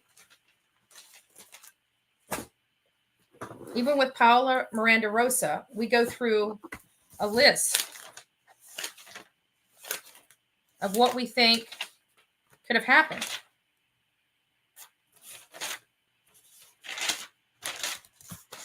Oh boy, I don't even know which. I need to quit having so many of these folders. And we listed, oh, here, this has got to be it. And we listed all the possibilities that could have happened. A gator, other wild animal, snake bite, disorientation, injury, weather, drowning. We list all the possibilities, and then we methodically go through them and either prove them or disprove them. You know, I thought at first Candace beat the crap out of her kid because of her violent past with other children. I thought she beat the crap out of her child and killed her. That's what I really thought when I first visited there. After interviews, we pieced together a completely different scenario that happened. One that many investigators acknowledge as being most likely what happened.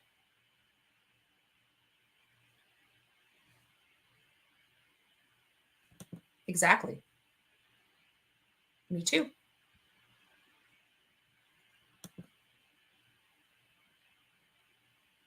Me too. So, at any rate, that's why we came across, you know, and why we say with conviction that something happened at that water hole. They didn't get her medical attention when she needed it. She met her demise. I believe that scream Jody Sue heard was actually Candace when she realized Summer was gone. I believe she drove like a bat out of hell off the mountain because she was trying to save her daughter, and she realized that she was unsavable. She calls Don, and Don says, we're going to go to jail if we don't do something, because he's a career criminal. He's a career criminal.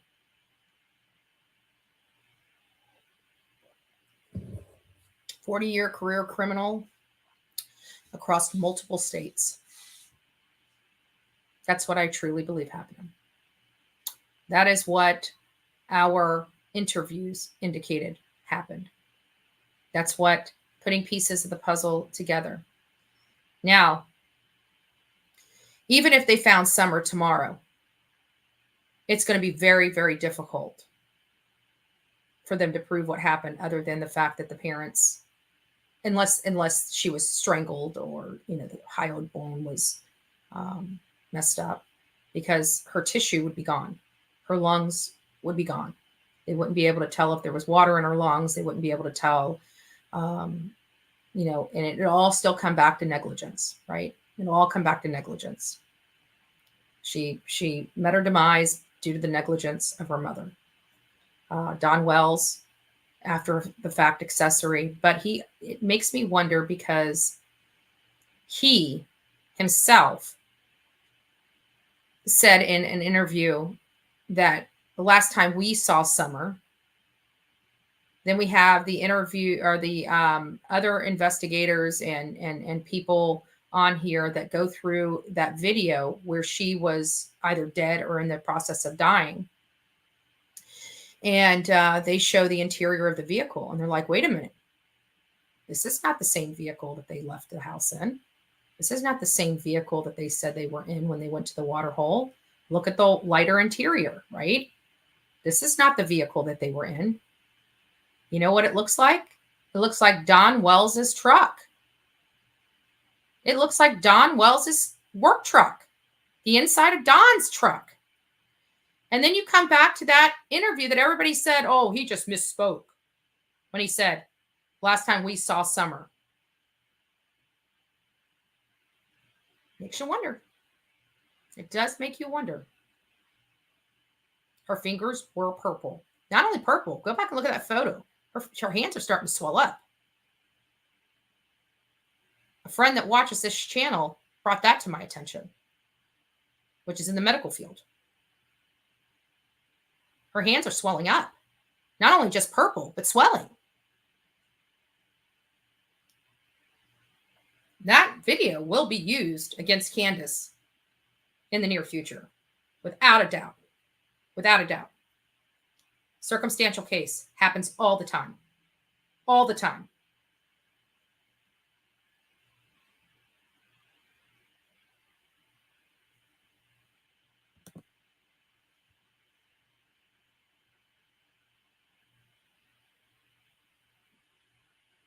Sad.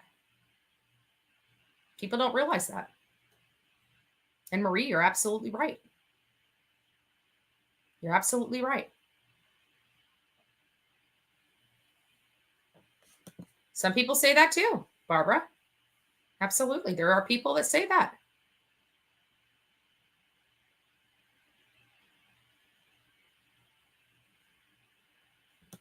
I hear you. This is a sad, sad case, but, you know, and people, you know, I get this all the time. Like when I start, you know, going, like when I was at Curtis Reeves, like, oh, you're all over the place. What about Summer? It's, what else can I do? I went out there. I investigated. We determined, and it's not just me, like law enforcement knows this stuff too. They're piecing it together. They have to make a circumstantial case. They have no body, but there's still other things you can charge these parents with to get them behind bars. Don Wells just went behind bars. Now it's time to figure out how we can get Candace with her husband, if he truly is a husband. We have this wedding, but was it legitimate? Was there a marriage license? Because every time she calls, she indicates that she's Candace Bly, not Candace Wells. So which is it? Which is it?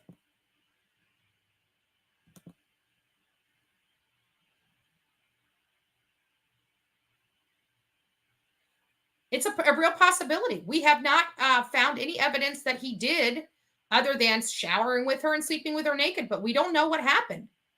But I can tell you that I think it's awfully funny that they never take these kids to the hospital when they need to go to the hospital.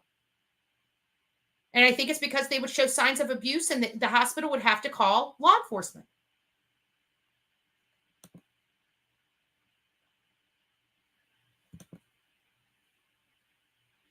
Yes. They are.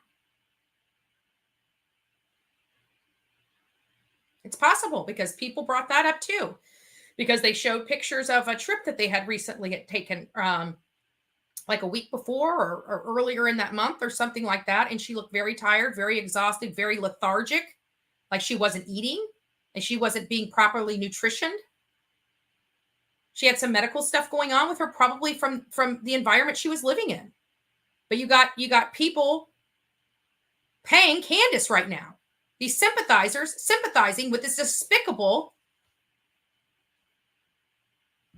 woman. Sick. Just when I think I see it all, I see something else. It's disgusting. It's disgusting.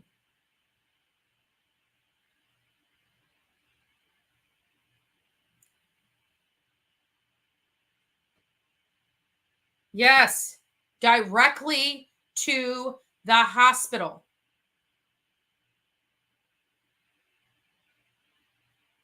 And I think that's exactly what happened. Because you know what? Nobody knows how long she was underwater. No matter what a 15-year-old little boy tries to say, because he doesn't do time well, he explains that very well. He's bad on timing and time numbers and stuff like that. But what he does describe is all the people that should have been watching her being at a vehicle playing on TikTok and Facebook. And all of a sudden, he doesn't hear her anymore. And he casually walks down to the water, which I casually walked down to the water. It took me over 30 seconds to get there. So if she was underwater before they noticed she was underwater and it took them 30 seconds to get there, she could have been underwater 2 to 3 minutes. Hollering in the water, or Summer, if you can hear me. Hitting her on the back, water coming out of her mouth. Chris McDonough got all this information in that interview. Listen to it. Listen to that interview very, very carefully.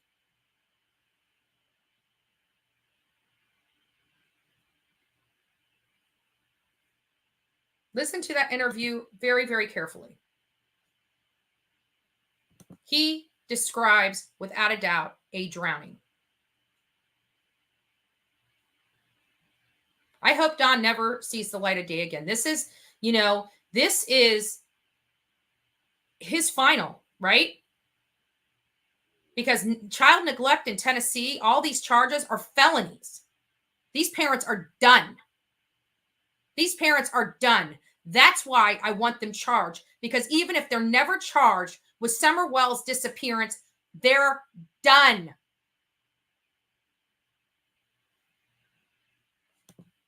And you've got law enforcement sitting on their hands.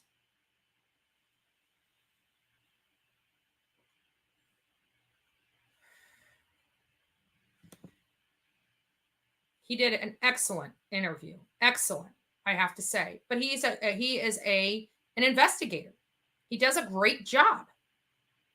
But I want you folks to look at this person, this despicable woman. The last person to see Summer Wells alive. And people are trying to convince you that she had nothing to do with it.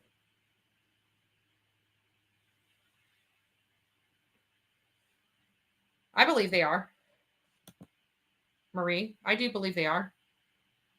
But I think it's time to either, excuse my language, shit or get off the pot.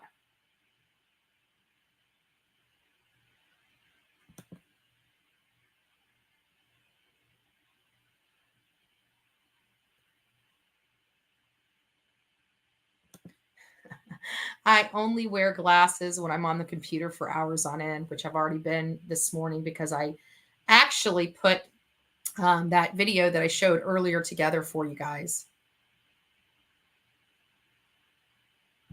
Yeah. And you know what's sad is, and this is something that somebody brought up to me, and I think it was my mom. Remember in that video where we see, it looks like Summer's dying. And did you remember hearing Candace say Is her arm still up? As if she knew something was wrong with her daughter? Like she's putting her arms above her head? Did you guys get that out of the video? She's like, is her arm still up? And her arm's already down? You know what I'm saying? So it sounds to me in that video, they even knew something was gravely wrong with Summer.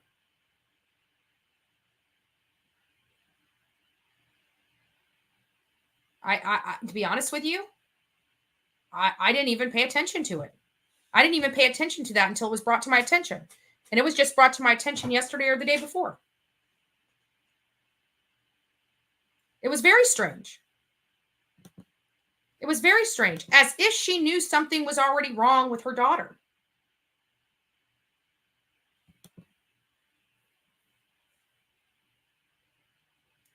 So this idea, this is circumstantial evidence. Circumstantial evidence. Where's the evidence? Right there, buddies. Sympathizers, right there. Right there. There's your evidence.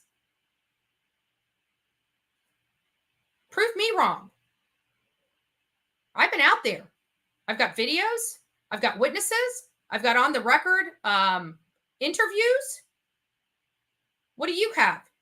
Your crackpot theories? This woman is not a good woman. This woman has lost every single child she has given birth to. Every single one of them. It was only a matter of time before something seriously happened to one of her children. And now it has. And now it has.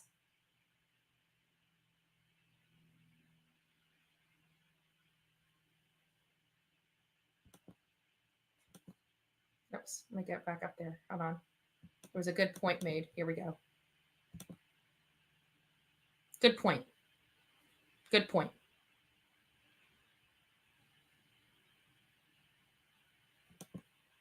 No, she doesn't. She deserves to be locked away in jail. I mean, all her children are going to have lifelong issues for the rest of their life because they were born by that woman. 2 of her children already do. The oldest ones, Candace and Andrew. Lifelong trauma. Her daughter Candace was homeless. And this woman reaches out to her and tries to give her a whole bunch of garbage excuses. Despicable. And you've got people that are supporting her financially. Candace, I got an idea. Get off your lazy butt and go get a job.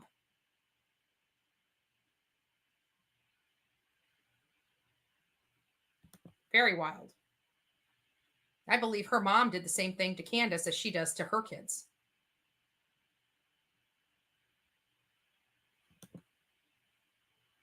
I can tell you TBI is in Hawkins County is exactly what not to do in a missing child case.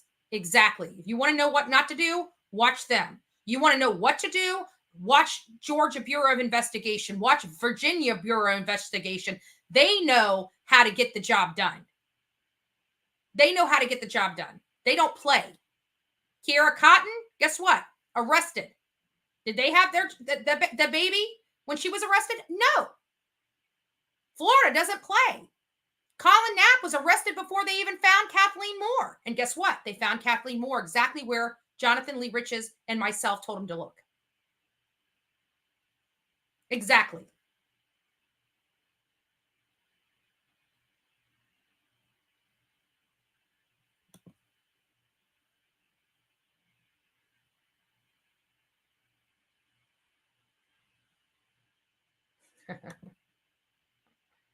Yep.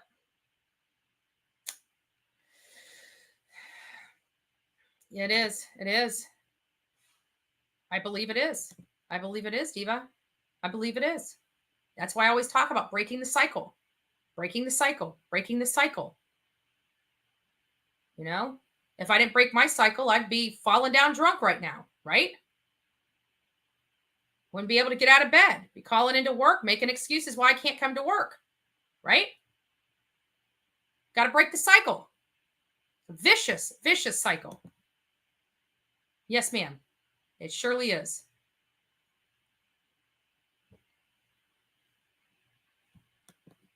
So, at any rate, guys, you know, it's sad. What we're dealing with in this case is sad. I'm hoping law enforcement, you know, now that Don Wells is behind bars, Candace is weak. Candace is weak. Don was the strong one in that household. It is now time for you guys to go pressure that woman. I know law enforcement watches my show. They may be here live now. I don't know. But I know they watch this. I know they watch me, they watch Olivia, and they watch Jonathan. So now is your time, law enforcement, TBI, FBI. Don is in jail. The strong one is behind bars. It's time for you to take the weakest link and run with it. Take the weakest link and run with it. She is weak without him. She is nobody without him. It's time for the pressure. Bring the heat. Bring her down to your stomping grounds. Let her know how real it really is. Get to the bottom of it, please. The world is watching. The world is watching you. It's time for you to show the world what you're made of.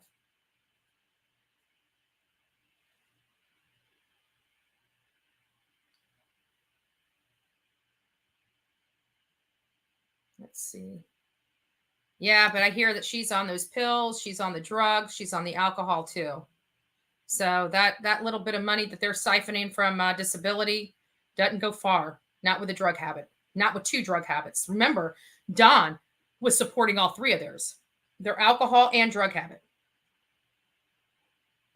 And that's why I know Candace is not going to stay faithful. She needs another sugar daddy. She needs somebody that give her fix and to keep her lights on. She'll spread her legs for that. She is not a faithful woman.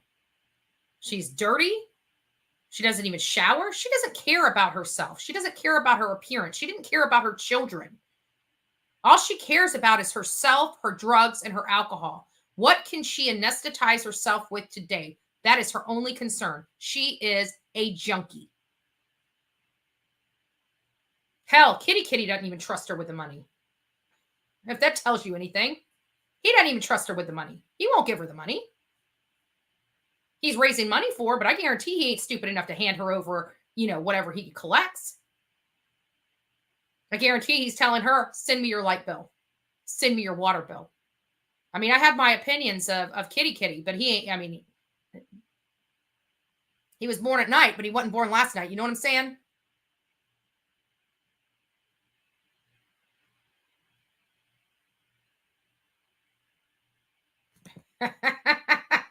I am. You know what's so funny is because last night, you know, I got this new video software. As you can see, I've been playing around with it, right? And just getting more creative because I have Premiere, but I don't know how to use it, and I haven't used it. I think I used it once to trim videos whenever I was in the political world and stuff like that to post on YouTube, some of the earlier videos that you guys saw of me.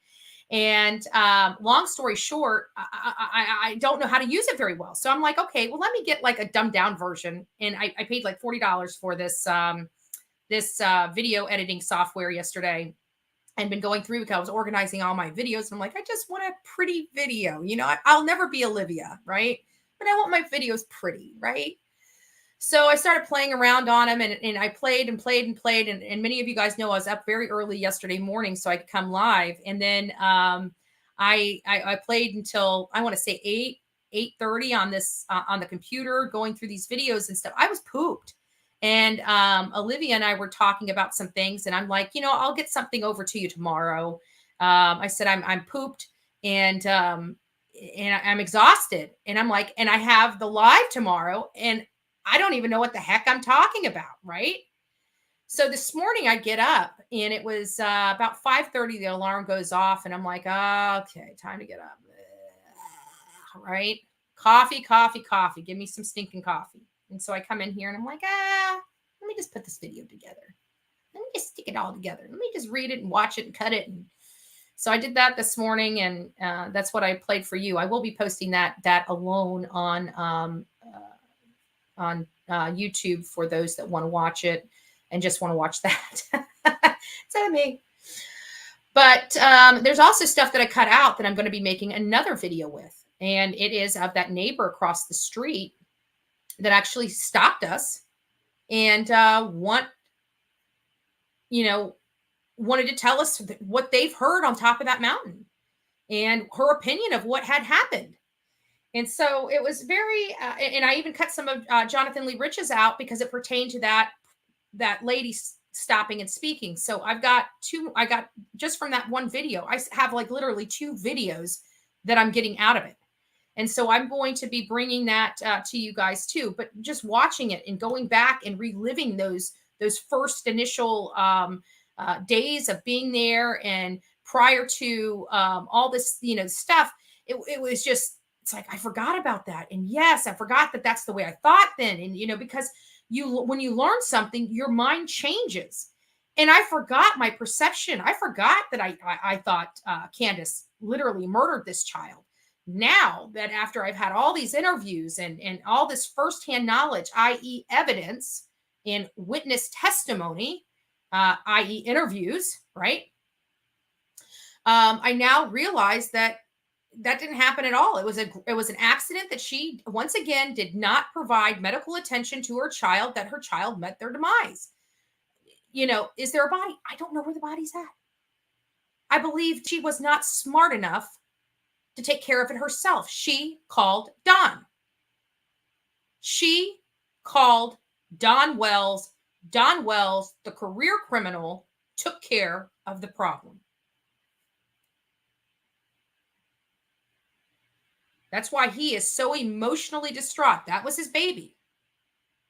He goes to churches by himself without Candace now to pray.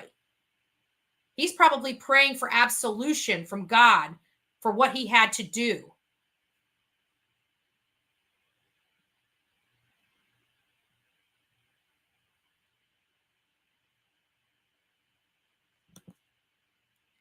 We always talk about possible and probable.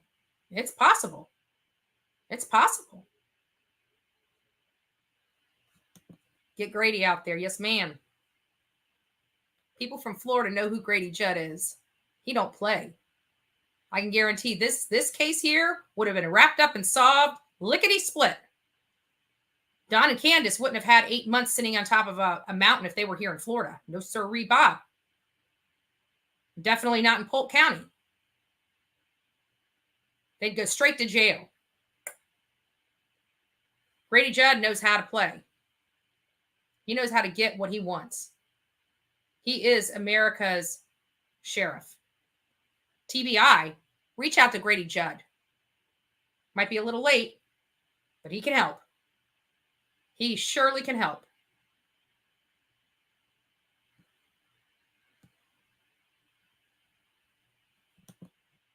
She needs to crack. She's the weakest link. If you notice, whenever all this stuff was going on, Don took over the media because he knew she was going to slip up. He knew she couldn't handle answering the questions and keeping the story straight. He knew she wasn't smart enough to be him. Why would anybody that says that they were not around at the time their daughter disappeared and they just, came home after she disappeared and take over all the media, all the mainstream media interviews, everything. Candace was never once there. It was only Don. Why? How can he answer questions when he was supposedly not even there? Because he's the mastermind. She is not. She is not.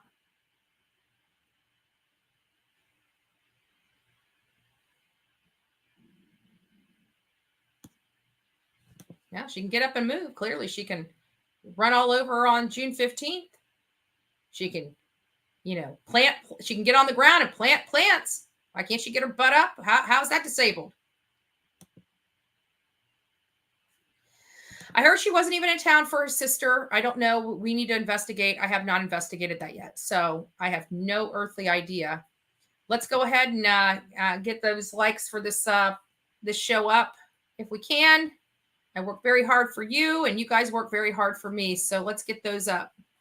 Thank you, guys.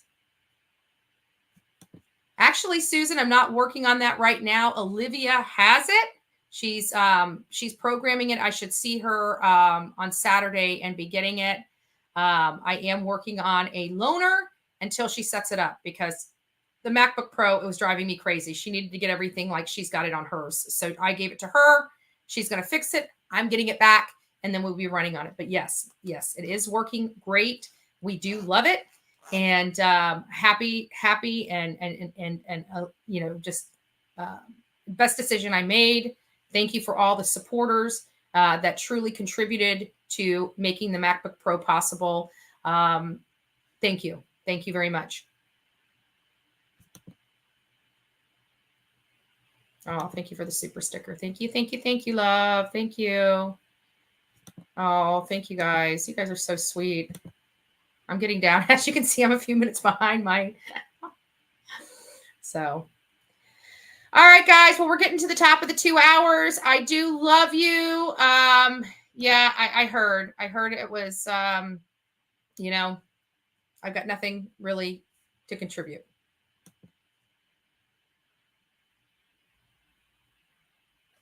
Yeah, I did. Alcohol and drug abuse are considered disabilities under the laws of the government. The good news is they're not supposed to have their own. They have to have somebody that monitors their money, though. When they're on drugs and stuff, they just don't get the disability. They have to have somebody assigned to monitor their money. They don't get it directly.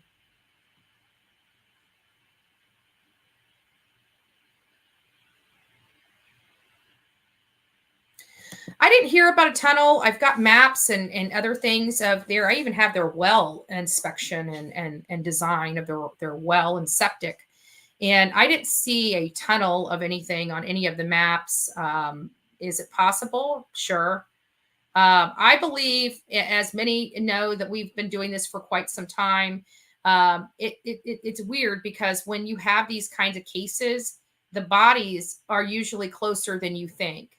And I truly believe that they have, wherever she's at is within eye view of them, because I believe they would want to know if anybody's getting close. And the only way they can find out if anybody's getting close is to keep her close. That's just my opinion. I could be absolutely, without a doubt, wrong. But I can tell you, like even with Collin Knapp, he put her in, he broke his fence and took her to the swamp behind his house and 2 doors down. Very close. Very, very close. Brian Laundrie was found only 1,500 yards away from where he parked his car. Very close. Very, very close. So I really do believe, and Gabby, where the van was parked and where Gabby's body was found was only, I think, 1,000 yards. Again, very close. Very close in proximity, in the grand scheme of things, very, very, very close. So thank you. These are old. They even have cracks like by the screws because the screws loosen up. They're so old, but I wear them for the computer. The computer gets to my eyes.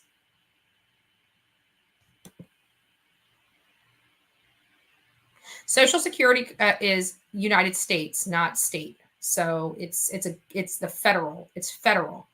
And it's not Social Security, it's disability. So, I mean, I guess, yeah, it's all federal. It's federal funds. It's not really state funds. So, and yes, it is considered because addiction is considered, it's like cancer. It's considered a disease because it's progressive and it can kill you. That's how it's defined.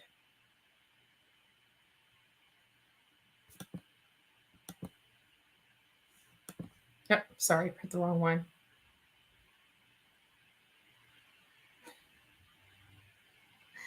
I am all bleach.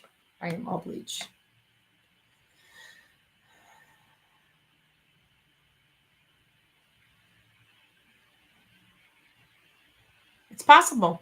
It is possible. All this stuff is good information. Now would be the time for a law enforcement to act on the fact that Dawn is in jail and Candace doesn't know how to act. She would be too scared. She gets shook too easily. They can shake her. They can shake the tree now. Shake the tree, law enforcement. Shake the tree. It's time. We wait for opportune times to do certain things. Now is that time. Shake the flippin' tree. See what falls out. It's time.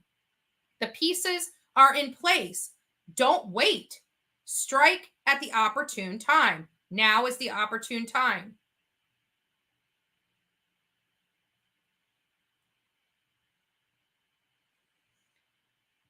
Who? Who could take her? That's what I'm trying to say, Shirian. Who? There's no place to park a car. There's no, even if she was on the swing, they would still have to go up that steep mountain. They'd have to go through 21 dogs. You cannot tell me that 21 dogs would not make a ruckus if some stranger came up on their property to snatch a kid. Not only that, but think of children. They would be screaming. They're not just going to walk away with a stranger. You're going to have a kid kicking and screaming. She was 5 years old. Somebody come up and try to snatch her off her property. She's going to be struggling. That girl's just not going to say, "Oh, hey, I don't know who you are, but yeah, I'm going to walk right with you."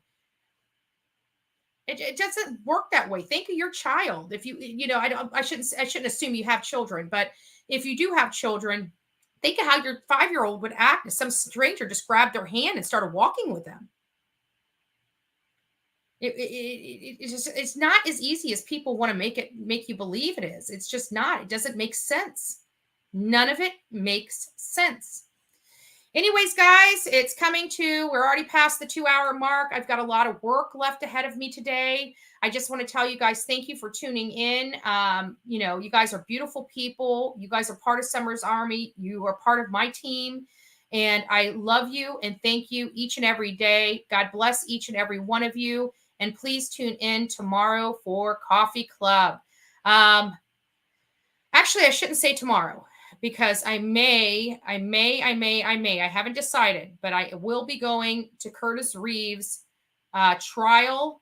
So I very well may be there tomorrow. If I'm not here, I will be there.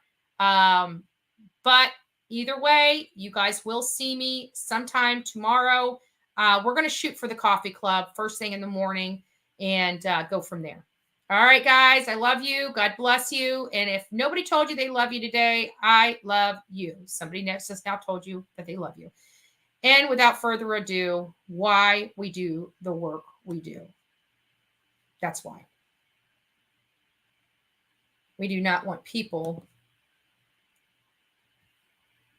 being able to lie about what happened. Candace, where is Summer? Where is Summer, Candace? God bless you all.